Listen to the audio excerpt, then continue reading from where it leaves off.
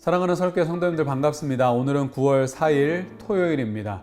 오늘도 하나님의 말씀을 묵상하시고 그 말씀에 순종하며 삶을 살아가는 우리 모두가 되기를 간절히 소망합니다. 기도하겠습니다. 하나님 감사합니다. 우리를 사랑하여 주시고 하나님 오늘 귀한 하루를 우리에게 또한 허락하여 주신 것 감사합니다.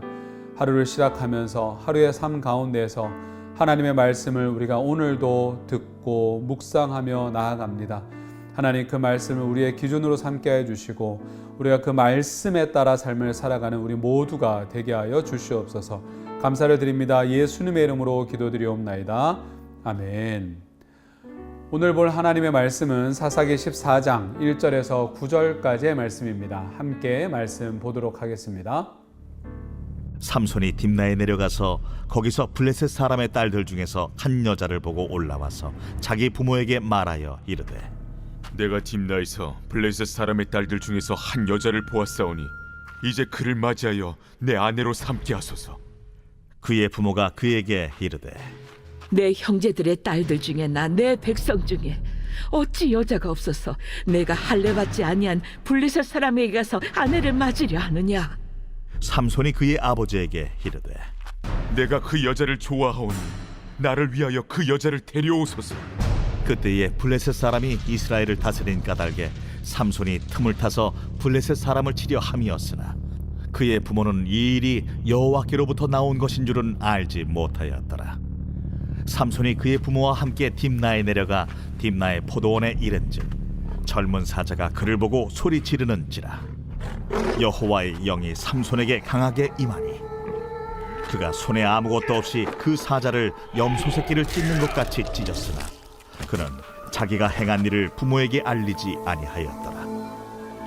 그가 내려가서 그 여자와 말하니 그 여자가 삼손의 눈에 들었더라.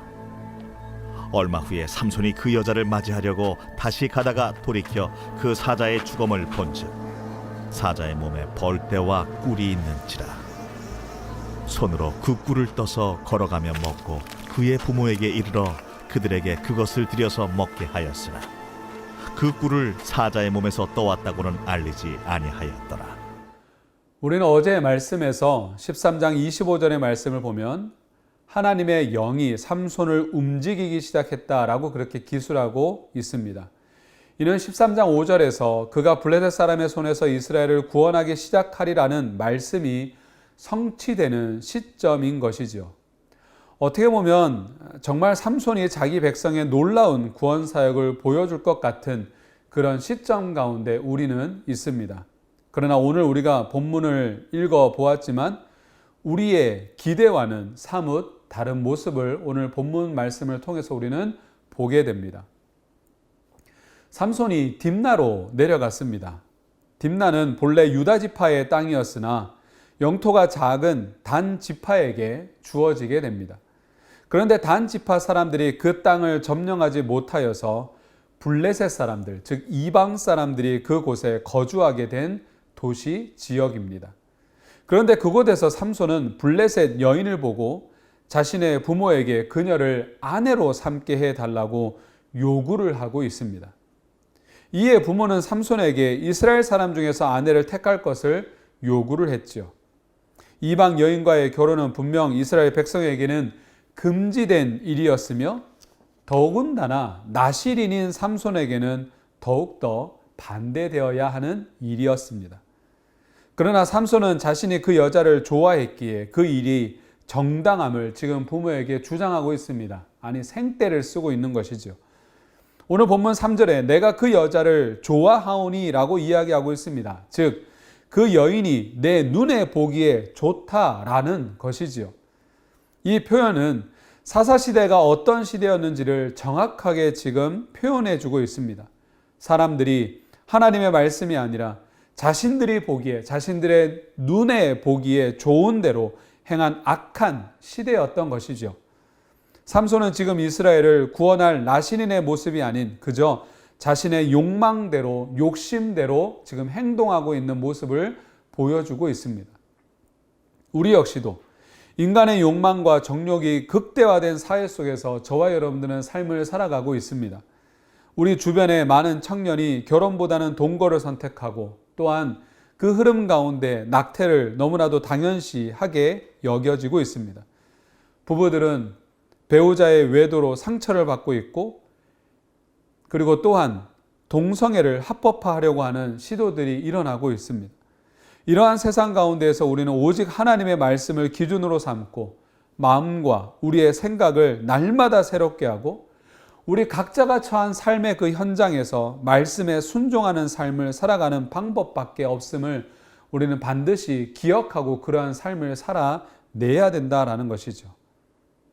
그래서 오늘을 살아가실 때에도 우리가 하나님의 자녀됨을, 또한 백성임을 잊지 마시고 우리의 정체성을 이 세상 가운데 지키며 하나님의 뜻을 드러내 보이는 우리 모든 성일교회 성도님들의 삶이 되기를 주의 이름으로 축원을 드립니다. 이러한 삼손의 요구를 끝까지 거절하지 못한 그의 부모는 삼손과 함께 딥나로 내려가게 됩니다. 딥나의 포도원에서 삼손은 사자를 만나게 되는데, 여호와의 영이 삼손에게 강하게 임하자 그는 사자를 맨손으로 찢어 죽이게 됩니다. 이후 그가 다시 블레셋 여인을 맞이하려고 가는 길에서 사자의 주검에 꿀이 있는 것을 발견하게 됩니다.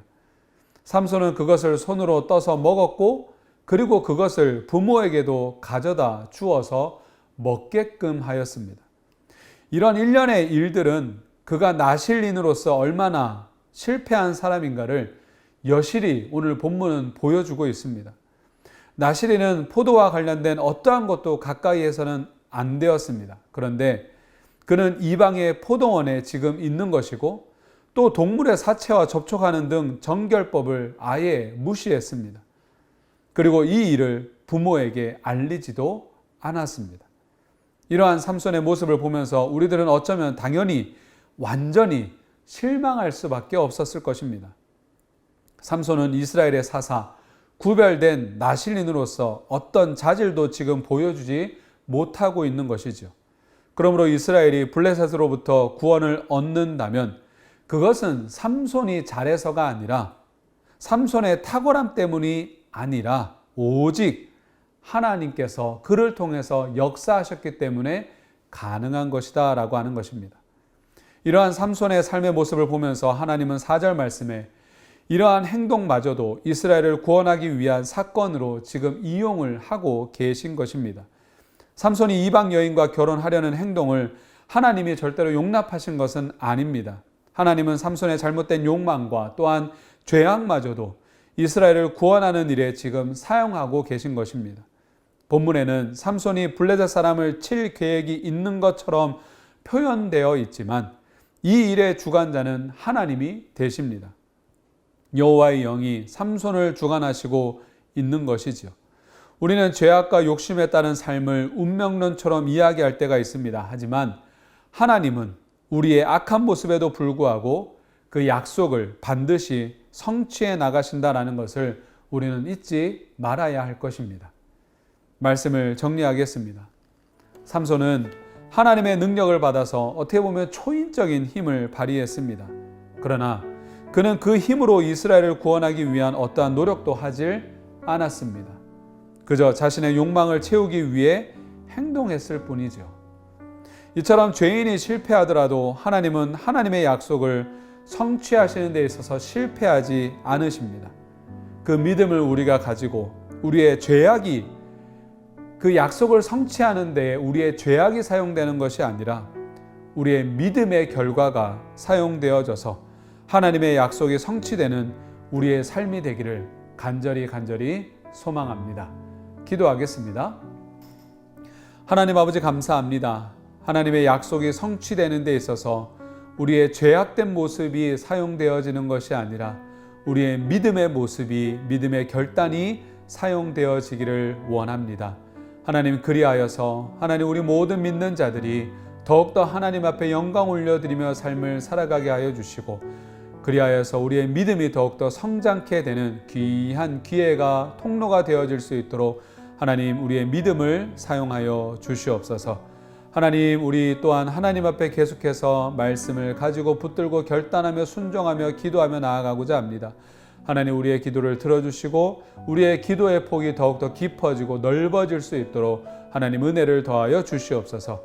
감사를 드립니다. 예수님의 이름으로 기도드리옵나이다. 아멘.